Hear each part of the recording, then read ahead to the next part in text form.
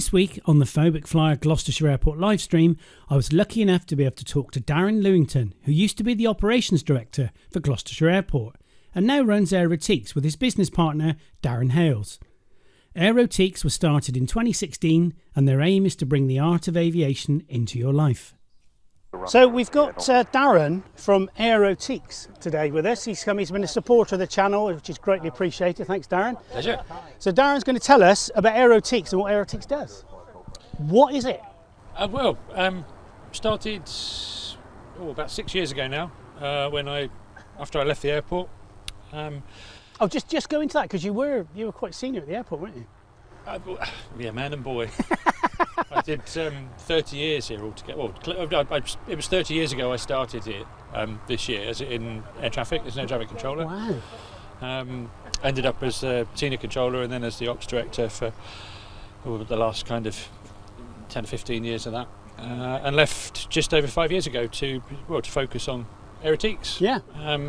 Which came about entirely by accident. In fact, some of the people who've been around the airfield for a long time might remember there was an old Beach Duke down on the fire ground. Yeah. Faraka used to use it for training, and every time I drove past it I thought I must take the spinner off that and polish it up and put it in the office.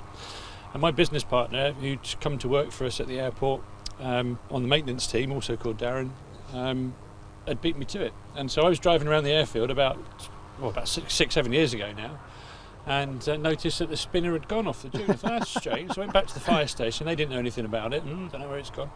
And then went down to the maintenance team, and Darren's boss in the maintenance team said, "Oh yeah, the new guy wants to come and talk to you about that." And he turned up in my office a few days later, looking a bit sheepish, thinking he was in trouble, with this thing beautifully polished up and mounted on a piece of wood. And I said, "Oh, I'm so pleased you've done that. I've wanted to do it for ages." And he said, "Look, I thought I'd asked the right people." I said, "No, it's fine. It's no problem at all." Yeah.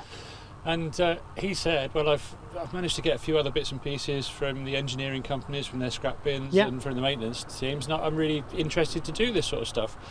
And like I say, I'd wanted to do that for years, and I had an old propeller in my shed. And we had a conversation, and it was genuinely on the lines of, well, look, we could do this, and this could be part of the airport's portfolio. We could sell the things in the terminal, or you and I could do this separately away from the airport as an independent thing. And we did it like that, and rest is history, really. And it became a full-time viable business, and Darren moved over to it on a full-time basis. And I still do some instructing at the Air Traffic College here a couple of days a week, but I'm on it pretty much full-time as well, along with a couple of others in the workshop. And we get bits of aeroplanes and turn them into other stuff, really. Yeah. What's the website address? Aerotiques.co.uk, so like antiques but with aero. Aerotiques.co.uk, and on all the usual social media stuff, Facebook, Twitter and LinkedIn, you'll find us all on there. And you've got some really nice sort of aviation related things that are mounted on it's like mahogany and dark wood and all this nice stuff. It just looks great. I mean, well, when you think about it, aircraft parts and components are made from high quality materials. They're aerodynamic, they're sleek, they look good, so half the job's done when we get the bits. The thing that for me is I've been an enthusiast all my life. Just hold that mic, sorry, a little bit closer. I've been That's an better. enthusiast all my life. Always been interested in aviation, and the idea of having a bit of an aeroplane in my house I thought was really cool. And thankfully so do a lot of other people as well.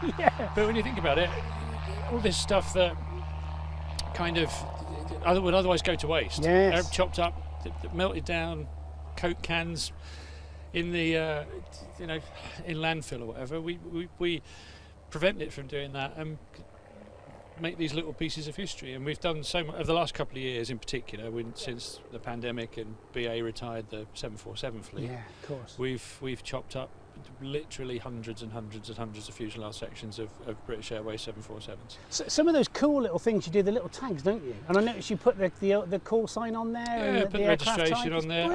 And again, the theory behind that is that nothing should go to waste. No. So we are buying in bulk huge chunks of 747 fuselage from the guys down at Kemble and down at St Athan.